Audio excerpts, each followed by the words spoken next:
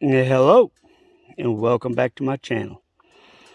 I know you used to hearing "Hey Dad," but I'm getting into a hunting mood right now. It's getting close down here in the south to start getting ready. A lot of you northern hunters and outdoorsmen think we got it made down here in the south, Texas, all the way across to Florida, up to Virginia and across Carolina. Oh, we don't. Now, I've hunted a lot of places when I was young with my dad, and in my 20s and 30s, I was a lot of places.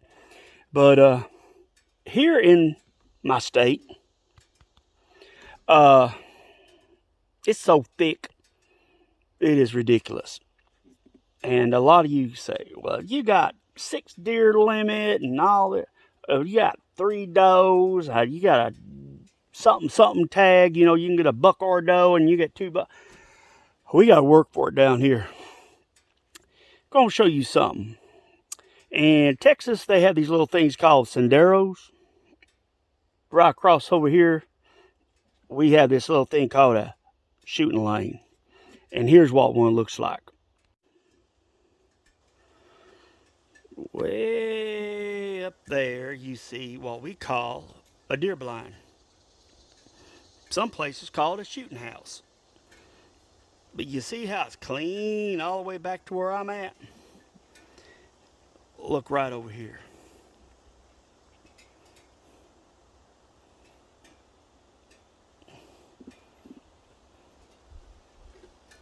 Look right over here.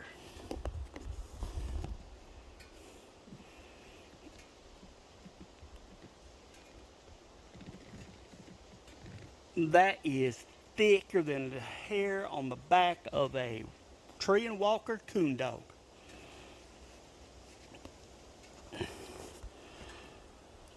They spend lots of hours sitting in blinds just like that in order to get 1 or 2 deer a year. Some lucky ones limit out, but that's the lucky ones. That's why our deer population is so high. That's why we have the limits we do.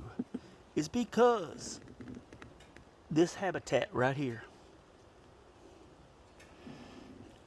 I have not shot a deer in the state of Louisiana over 100 yards in my life. Even when I gun hunt, I bow hunt, because bow hunting in the south, it's hand-to-hand combat. 10, 20 yards. And we're allowed to bait in this state. You can't use sweet potatoes as of yet. But before that was banned, that was mine and my dad's favorite thing to do, was sweet potatoes.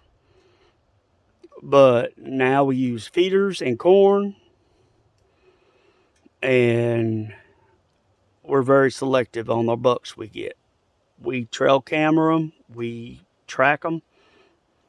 I mean, it's part of the game now. And that's just a little something, because it's getting that time of year. If you're one of us outdoorsmen, you got to start thinking about it. So, this is just a look into the outdoorsman in the state that I live in Louisiana. It's not always as easy as it's made out to be. And you all have a good day, and I'll talk to you later. And as a little side note, the temperature right now, I just looked at it on my phone. It is exactly 100 degrees, and that's without the heat index. So, being in that metal shed down there is going to be hot on somebody.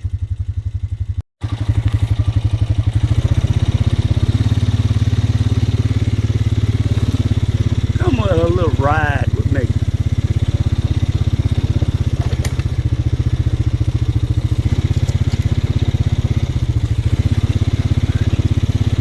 It's so thick in here.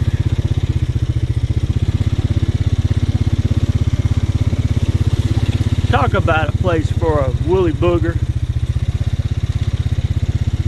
a Bigfoot, dog man, a Squatch.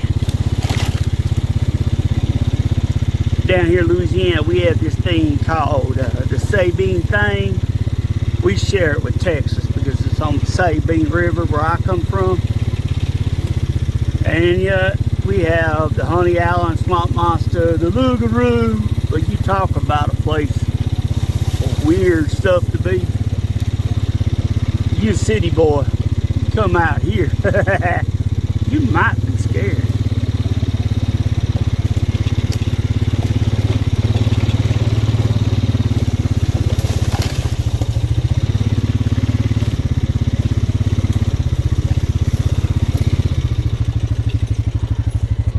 Now that is an antique one-person box blind.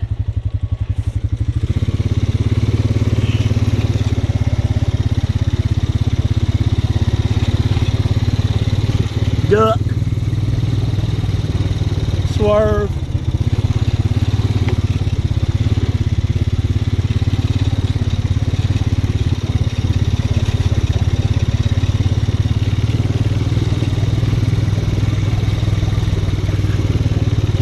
yeah, bow season down here in Louisiana opens up around end of September, 1st of October, and it's still knocking the 90s in the head. Today, it's another one of the glamorous 100-degree days we've been having. I'm gonna head down here to where back last summer, me and my boy and his grandfather, we were at a hog wallow and a hog rub that was 5 foot high. We're going to see what's going to be kicking down here.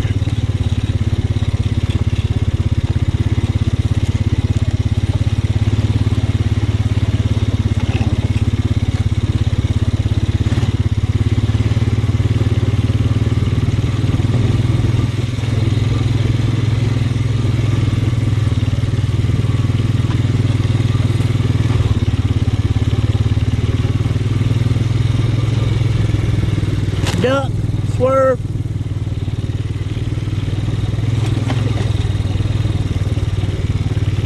Ooh, it's hot. All right, we fixing to get to the cut over. Voila.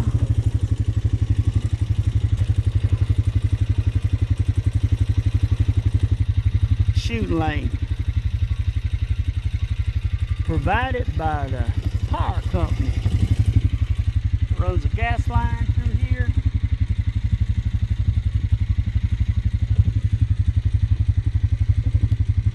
I wonder how many old buzzards are nested up in there this year.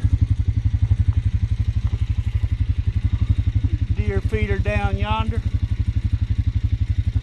I'm gonna turn you guys off here for a minute. Go down in there and check that hog wallow out. Right beyond that, where you see that deer feeder, past that over there, that's an old swamp. Rumor has it at one time it had largemouth bass and crappie up to 2 pounds in it. But now it's been, you know, dried up and dammed up over the years, and now it ain't really much more than a giant swampy mud puddle. I'll get back to you guys here in a little bit.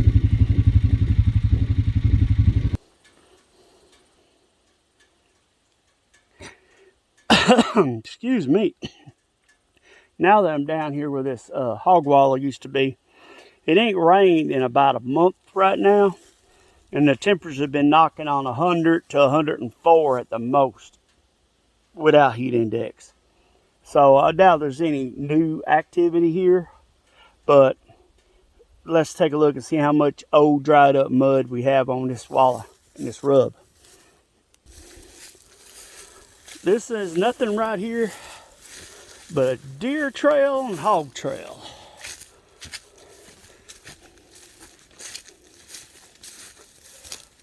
We got some old mud here.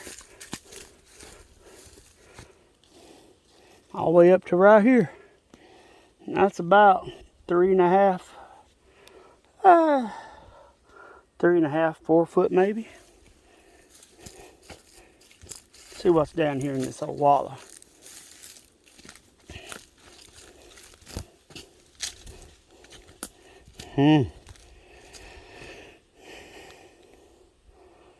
It's been dried up a while. Got a few tracks in it. Look at the rub over there. Oh, hog rubs. That's how they get the parasites off of them, like over in there on that tree. They get in here and they get in the mud. Helps cool them down. And when they get out, they find them a good tree. They rub up against it. It pulls the ticks and the fleas off and dead hair and all that good stuff. Well, I'll tell you, they've been working it this year. Last year it wasn't near this deep. And they come over and visit everybody's property. They got one of the largest roaming areas in this area, I guess. The hogs do.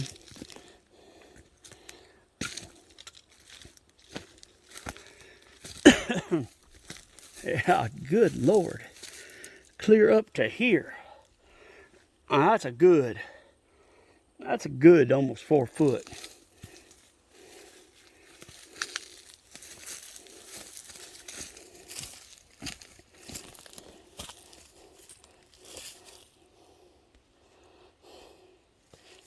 See these gouges right here?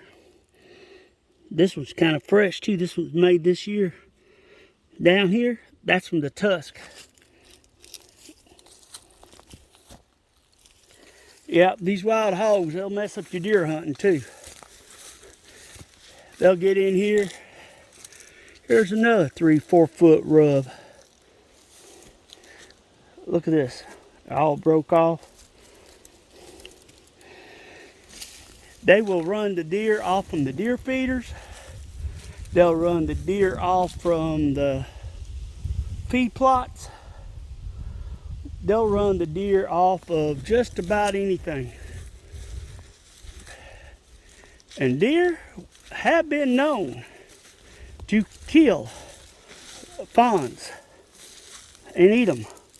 They're omnivores, I believe the word you're looking for. Look at that. They done killed the pine tree even. But they taste good. No doubt about it. Wild hogs do taste good. And I'll bet you right now, within 100 yards of where I'm standing, there's some hogs right now in a cool spot bedded down. At a 100-degree day, knowing a hog can't sweat at all, but through its nose and I think its feet, yep, they're out there in that old swamp right now, bedded down in some cool, muddy ground, waiting for nightfall. And that's when they're the most destructive.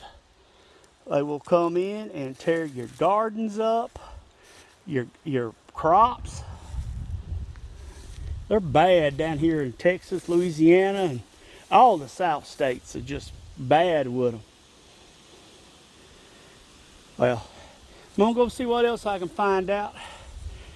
Find out anything good, I'll let you know.